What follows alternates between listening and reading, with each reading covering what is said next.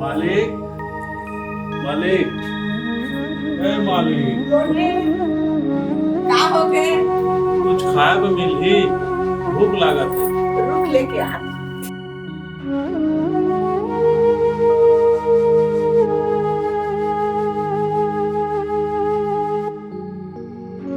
देखा सागनी है हमारी। जय भगवान। माता राम बोलो हवा अम्मा माया दाई कुछ खा लेता अम्मा। भूख लागत है खाओ तो भात और सिर आगे है। साग खावे खावे दे दो। अले जय हो माता जय हो जाए।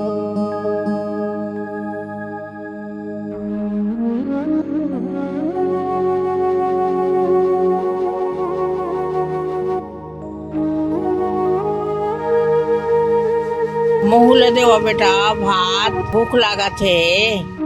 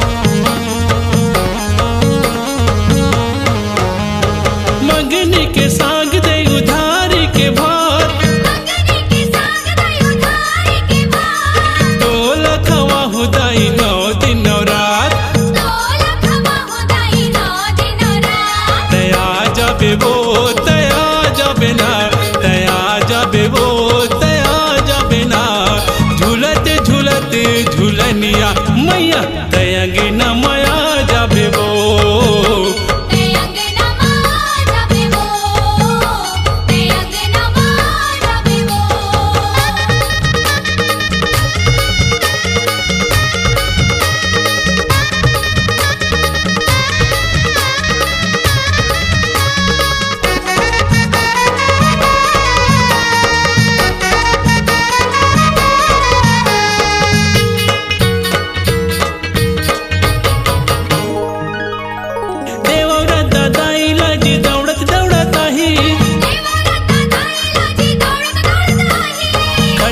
का दाढ़ी वाला मैया ला बुलाही।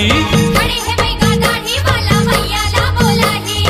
आजा आजा आजा आजा तया जाबे वो तया जाबे ना, तया जाबे वो तया जाबे ना।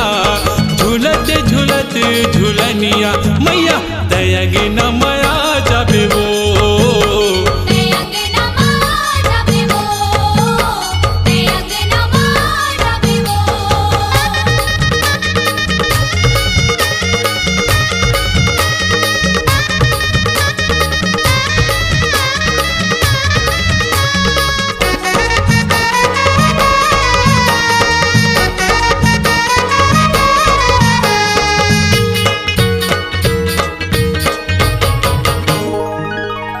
शीतला में बैठे मन के मनीला लगा के,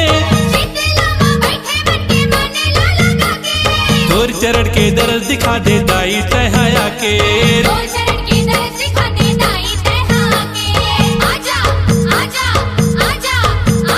तया जाबे वो तया जाबे ना, तया जाबे वो तया जाबे ना।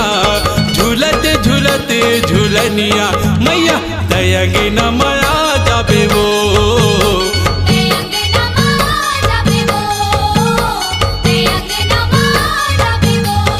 मंगनी के साग दे उधारी के भात, तो लखवा हूँ दाई 9 दिन 9 रात। तया जाबे वो तया जाबे ना, तया जाबे वो तया जाबे ना। झूलते झूलते झूलनिया मैया तयंगे न माया जाबे